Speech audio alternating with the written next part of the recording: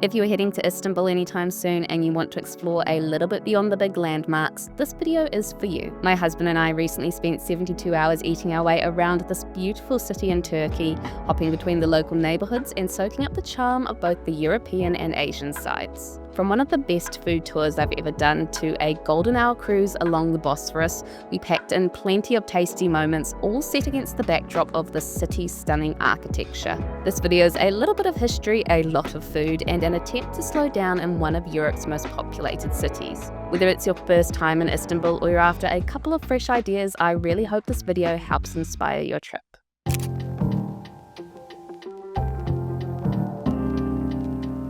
Good morning, friends, and welcome to Istanbul. We are actually here for the next 3 days, and I feel like I'm actually really excited about this itinerary. We're obviously going to go and see some of the most iconic sites and potter around a couple of the beautiful areas, and I have some very fun activities booked in the itinerary, so I cannot wait to show you that.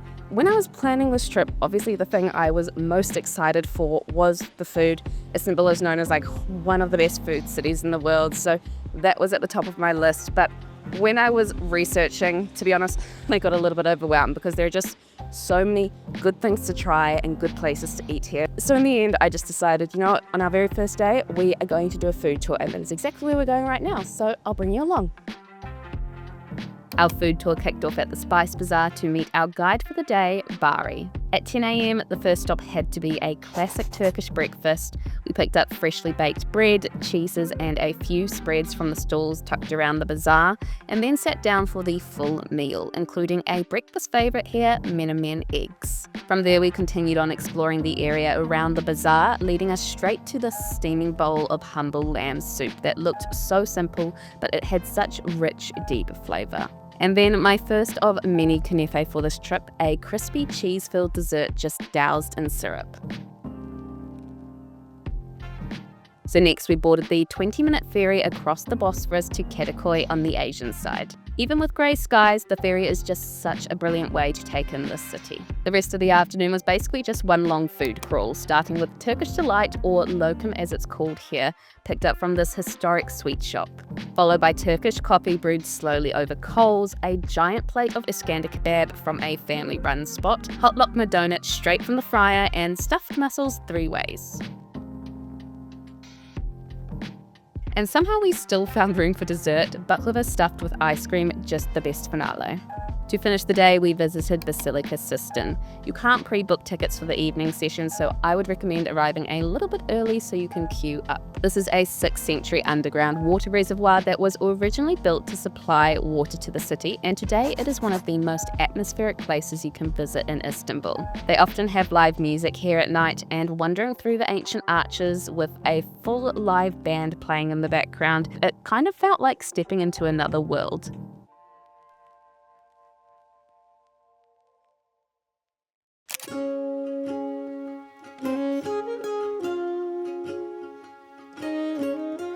It is day 2 in Istanbul, and yesterday we did about 28,000 steps, so not gonna lie, we woke up feeling pretty tired this morning, so today's plan is to really just take it easy. I have a really fun activity planned for this evening, but in between them we're just going to explore some of the neighbourhoods, get a vibe for the place, go to some shops. We have started at this area that is only about 5 to 10 minutes from our hotel in Taksim, and it's got a really lovely cafe here and of course a place for coffee, so that's the first stop. It's kind of wild that just a short walk from all the chaos of Taksim, you can find a quiet little corner like this. Barely a soul around, and the loveliest cafe with an outdoor terrace that's just going to be even better in summer. The menu was short but spot on, the coffee was excellent, and it made for just the perfect breakfast before spending the rest of the morning exploring the neighbourhoods. This part of Istanbul is known for its independent cafes, vintage shops, antique stores, and art-filled galleries, which basically makes it the dream place for a slow morning potter around.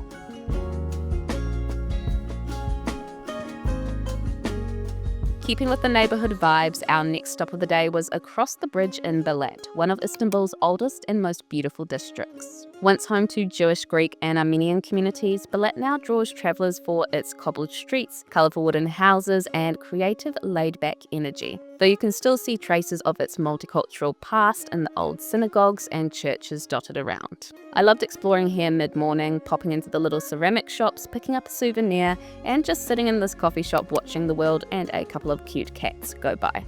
But a fair warning, some parts of Balat have sadly fallen into the Instagram tourism trap, especially around the colourful stairs, so when the crowds rolled in, we decided this was our cue to head off.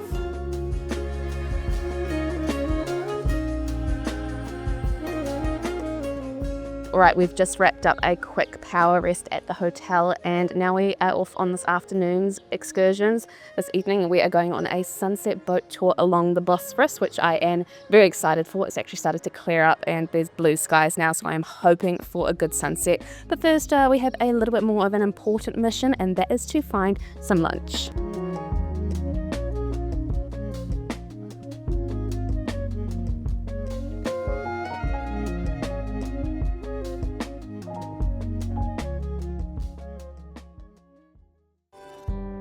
Little did I know that this would end up being one of my favourite parts of our entire trip. We headed to this pier to board a luxury yacht, just a small group of about 20 people, and sailed north along the Bosphorus as golden hour began. Gliding past waterfront palaces, mosques and Ottoman-era mansions, all bathed in this glorious golden light. As the sky turned a soft orange, we were handed a hot Turkish tea and drifted past Maiden's Tower, perfectly positioned to see the sun setting behind Galata Tower. This was truly an evening to remember, so I will leave a link to the exact tour we took in the description box because my gosh, Istanbul is a city you just have to see from the water.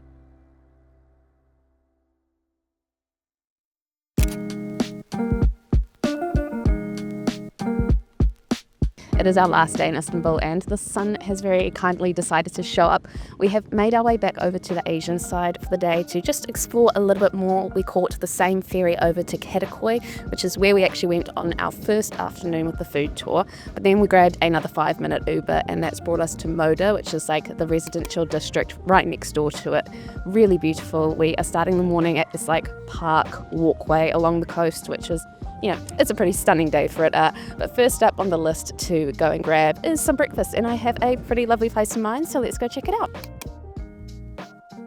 Refine is tucked away on a quiet residential street in Moda, a small homely spot serving an excellent brunch menu. We went for the scrambled eggs with sausage and the baked eggs with sourdough, both piled high with generous heaps of fluffy parmesan. From here, we made our way over on foot to the central parts of Kadıköy. Honestly, I loved walking between these two areas. It was so peaceful with locals just pottering about, popping into cafes. It is so quiet in this area. Everyone is just out having like their brunch and having a little bit of a shop around. I always try to set aside like an afternoon or a day when we're traveling to spend it in a little bit more of a relaxed way. And if you are looking for something that fits the same bill, I definitely recommend checking out Moda. We strolled through the famous Umbrella Street, stopped in for a craft brew in the sun, and wandered through the main market street, exploring all of the food shops. One of my favourite stops was Unique's, a beautifully curated design store showcasing pieces from local creatives. The perfect place to pick up a meaningful souvenir, and yes, I came home with these earrings.